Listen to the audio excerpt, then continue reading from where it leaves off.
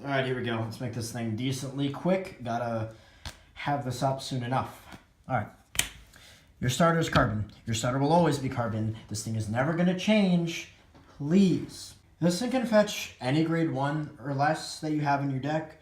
So this is great for toolboxing. If you need zinc, you can get zinc. If you need a booster like Metaton Axe, Volt Line, 10k attackers, if for some reason you're playing those, this is gonna get you there. This is way too important and virtually irreplaceable for the deck just because of what it can do.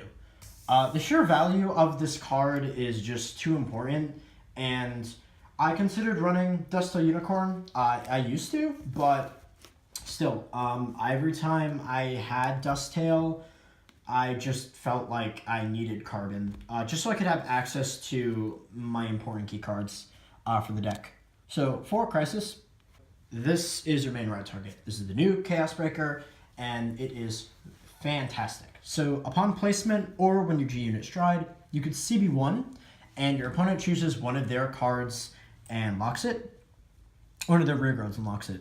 And of course, his second skill is a fancy once per turn when your opponent's unit unlocks, you may retire it. If you do, draw a card. That is all it is. I don't know why it's worded as strange as it is. All right, so your next card is 3 of the old CBD. Love this card, man. So many memories. Anyways, so you know what he does. Limit Break, Soul Boss 1, kill 1 of a locked unit, yada yada. You don't care about this card really. He's just in here because he's your ride target. If for some reason you're not on Crisis, this is just like, if you get there, you get there. You don't want to be on this. There was an instance where I was playing versus Murakumo, because my friend has the deck, and he has this like stupid grade 2 that basically can dodge, lock, retire, etc., etc. So because of that, having this target, if for some reason your versus like resist, is kind of cool, but still you want to be on Crisis because it just allows you to do a lot more plays. Because on placement, you can lock something. When you stride, you can lock something if for some reason they have a flooded field, and you just need to get stuff locked. But if they also have a flooded field, this is Photon. You know what he does. He's amazing. He's incredibly expensive for a good reason. Photon, upon placement, if your opponent has a lock card, choose another rear guard and lock it. This is way too essential for the deck, and this is a staple, unfortunately.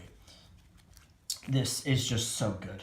It's expensive for a good reason. This is a really weird card. I kind of didn't want to play it at first, but then I started using it, and it just felt fantastic for the most part. So this is Glabula. Okay, cool. Upon placement skill, Counterboss 1, your opponent chooses a card from drop zone and calls it to an R, and it's locked. It's placed as locked. Then this thing gets 3k, and if they have 2 or more, this thing gets another 3k. So basically, you call this thing, you CB1, they lock something from drop zone, this gains 6k. This is good on blue ball turns, just to force out cards.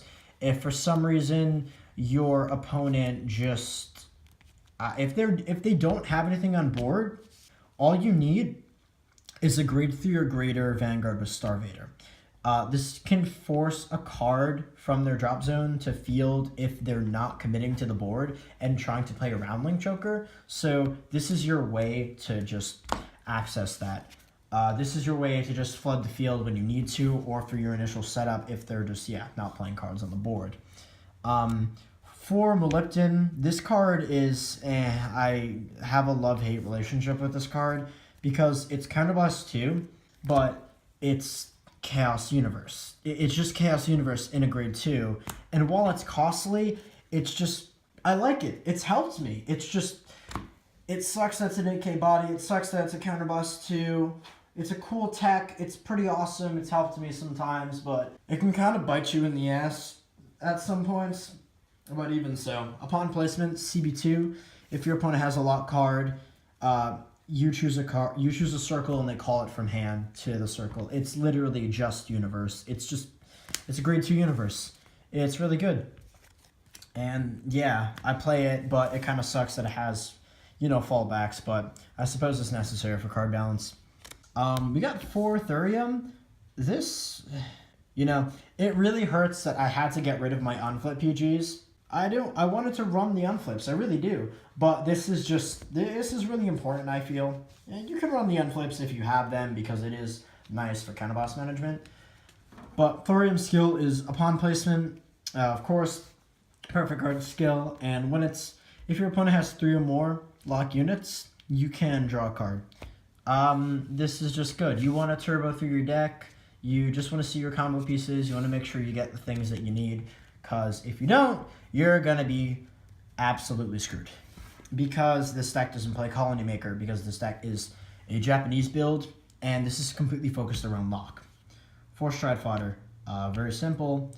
Its secondary skill is when it's discarded for the cost of Stride. If you have a Vanguard with Chaos, you can Soul Boss one, check top 7 for a card with Chaos in its name, and then add it to hand.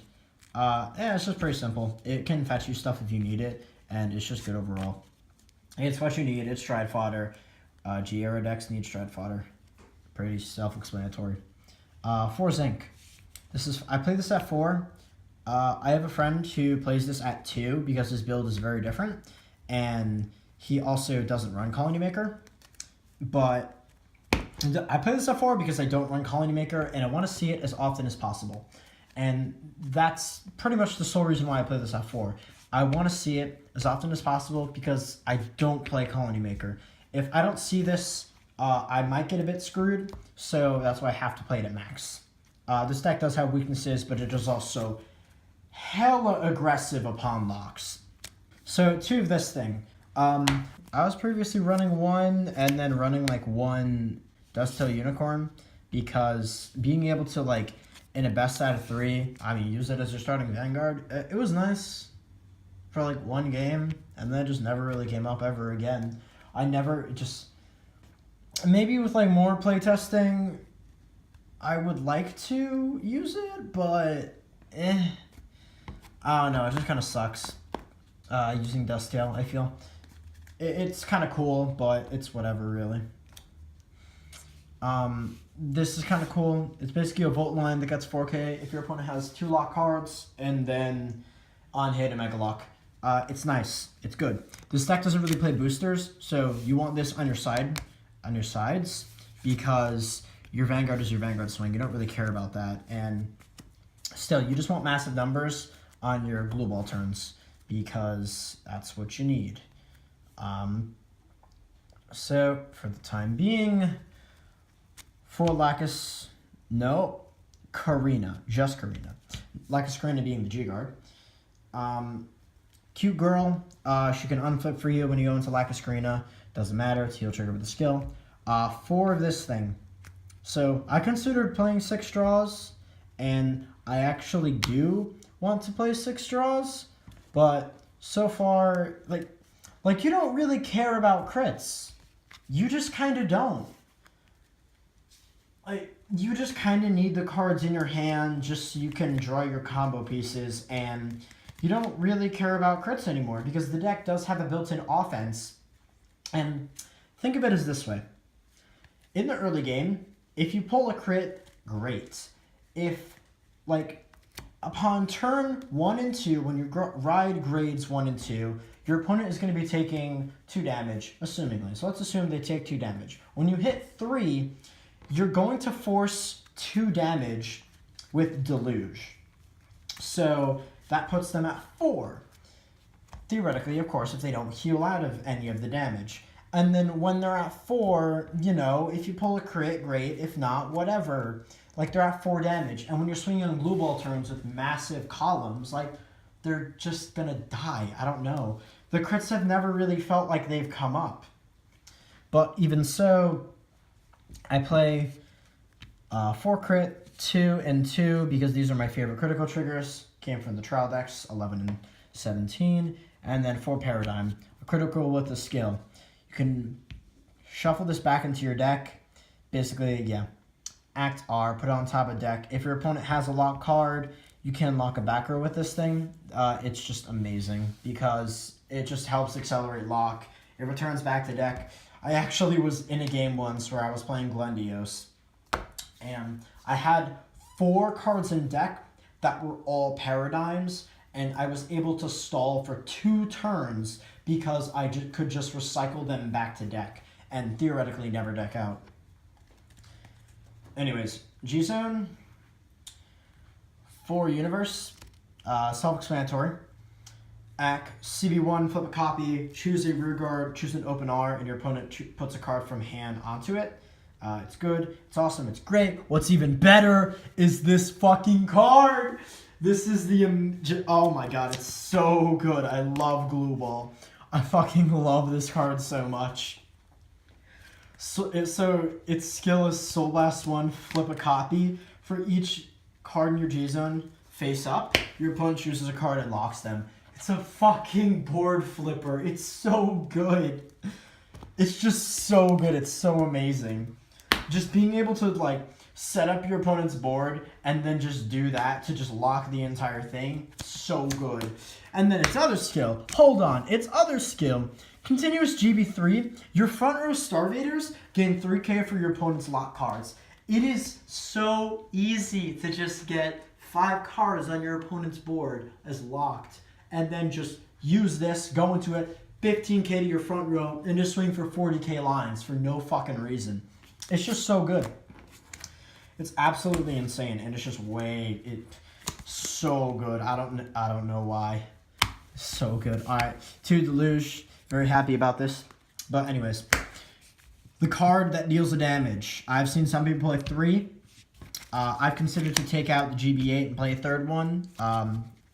If I pull a 3rd one, then I'll do it. Other than that, I really don't care enough for it. I don't know.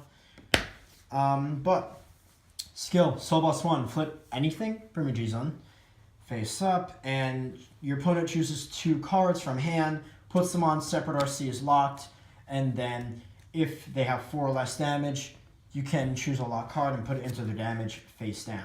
So this is great. This is going to push your opponent to 4 or 5 damage, and then you basically do this. You rip cards from their hand. You can use your Universe Grade 2 to rip more cards from their hand. If you know what their hand is, or they just have a low hand and you just want to make push without going to Glue Ball, you can do this. You do this to hurt your opponent's hand, basically. Your kill turns are Glue Ball when your board is set up, and if for some reason their board is open, you do this.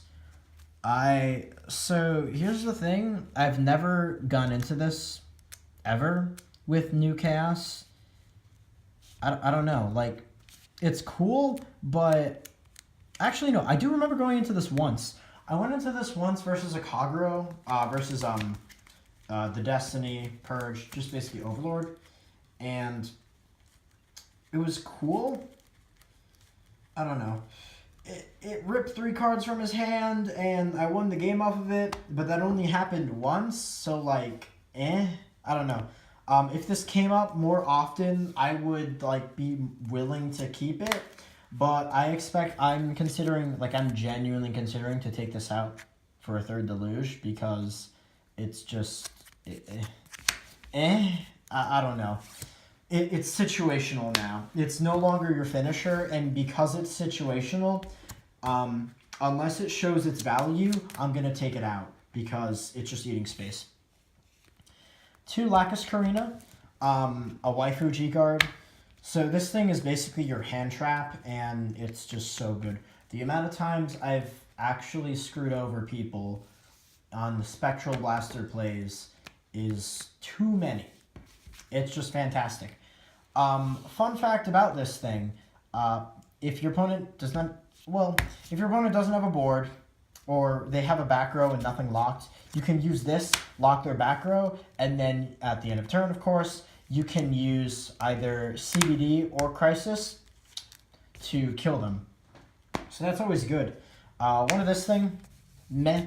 If there are 2 lock cards, period, you can Soul Blast 1, draw 1. It's pretty good. It's alright. It's generic. I don't know. It's a generic 15k G-Guard if you need it. And then the most important card in the deck, 2 Destiny Guardian. So this is very important. So his skill is, when he's placed on G, you can choose 2 cards, unlock them, and he gets plus 10,000k. That's awesome. But what matters is this procs Crisis. You can use this to unlock 2 and then use Crisis to kill and draw during the guard step. That's way too important for the deck. It's just so good. It just allows you to do stuff, and because of it, you can draw on your opponent's turn, which is very nice using your perfect cards. Using this thing, it's just really good. It just allows you to do a lot of stuff. You can pull off cool plays with this thing. Of course, it always helps in mirror matches, stuff like that. And yeah, that's really it. Alright, thank you for watching. This has been the Japanese Chaos build. I love this deck. It's amazing. I love it. It's only going to get absolutely more busted with the Stargate booster. I'm so hyped for that. Anyways, see you later, guys.